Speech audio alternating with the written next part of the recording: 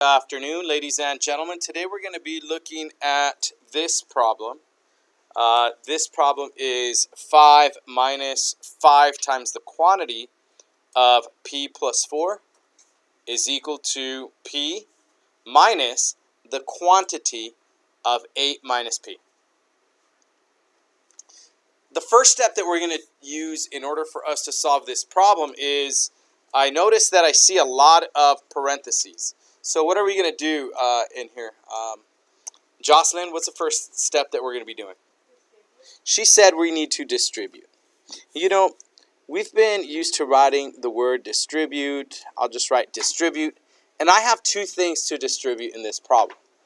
I am going to distribute that 5 with that minus sign because I'm going to be subtracting 5 times whatever that is.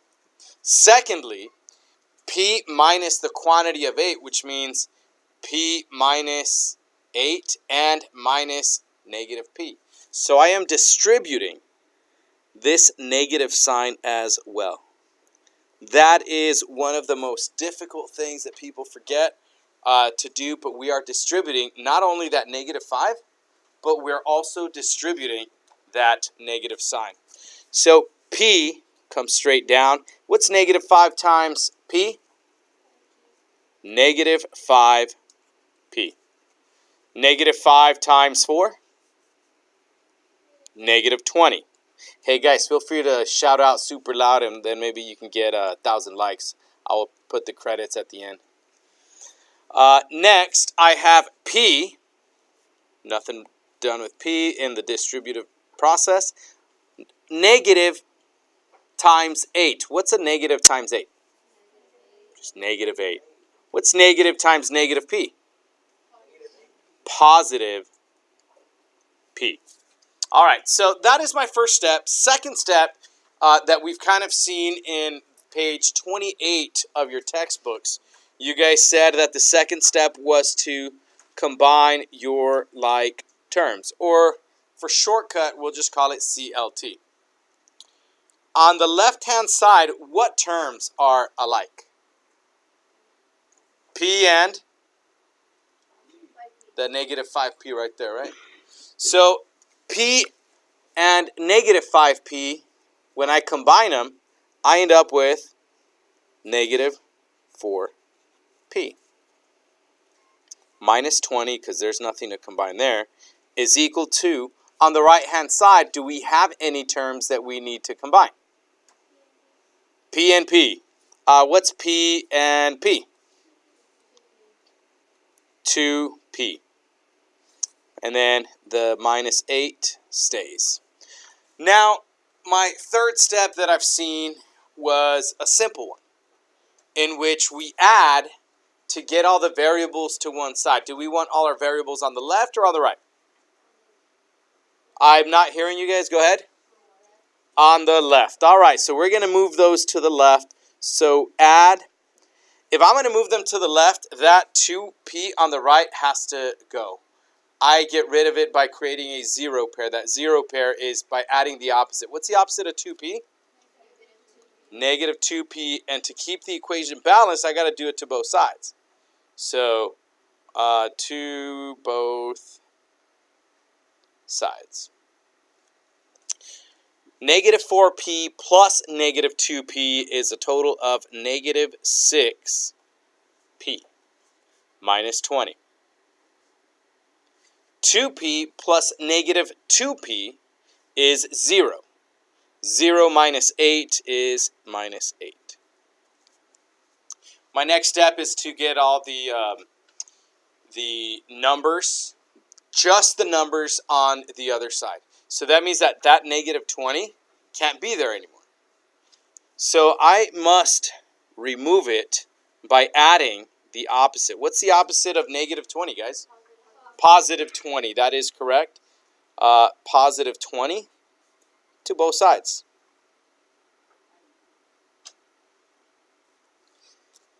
So I'm adding 20.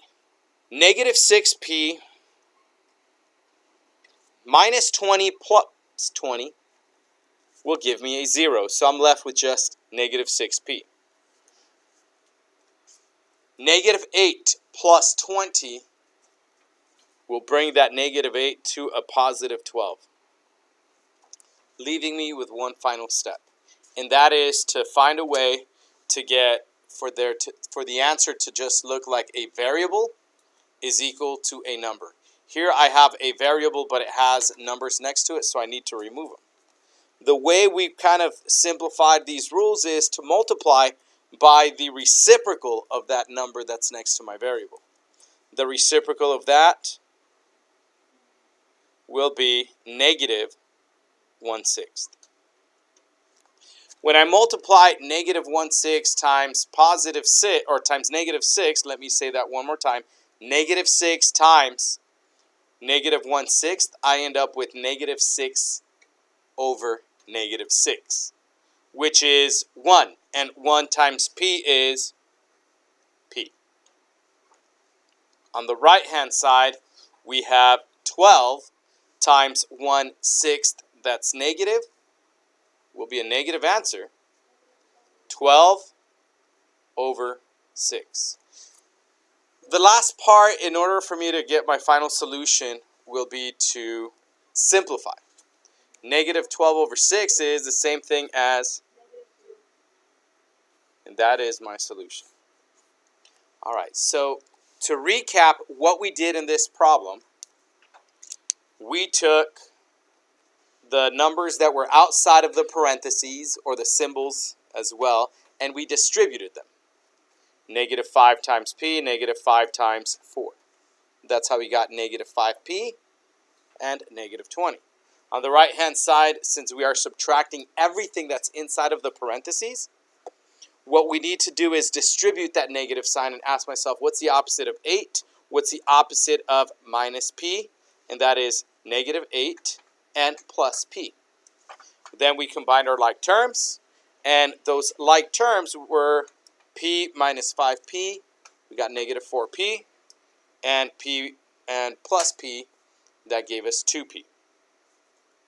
Then we removed that 2p from the right hand side, since you guys decided to get the p's on the left. We added negative 2p, that's how we got that negative 6p. Then we removed that minus 20 by adding 20 on both sides. That's how we got that 12. And we multiplied by 1/6 to get our final solution. The other day, we had a problem that, hopefully you guys can read this. And you guys have this in your notes, but those of you that are not in my class might not have these notes. Talked about Noah checking his solution. So what did Noah do? He checked his solution. And the part is, how did he do that? By substituting. How? By substituting. So what do we do? How do we check our solutions? We substitute. To find our final solutions and verify that this is correct, what I would do is rewrite my original equation, p minus 5 times the quantity of p plus 4 is equal to p minus the quantity of 8 minus p, and substitute our solution. Our solution is negative 2. So I would just say negative 2 minus 5 times the quantity of negative 2 plus 4 is equal to negative 2 minus 8 minus negative 2. If I were to type this into the calculator, it would simplify everything super quickly, but since I don't have a calculator right now, I'm just going to do the math using the order of operations. And if you guys remember, parentheses is done first. Negative 2 plus 4 is positive 2. Bring down the rest of my problem. Negative 2 minus 8 minus negative 2 is 10. Then I have 5 times 2, which is 10. Bring down the rest. Negative 2 minus 10. And negative 2 minus 10. Oh, wow, look, it's the exact same thing on both sides. Doing the math, I get negative 12 on the left, and on the right-hand side, I also get negative 12. Since these two numbers are the same on both sides of the equation, that reminds me that my equation is still balanced. And if my equation is balanced, then it must be true. Ladies and gentlemen, I hope this video really helps you out. If you have any questions, don't forget, stop by my room, send me an email. Have a great day.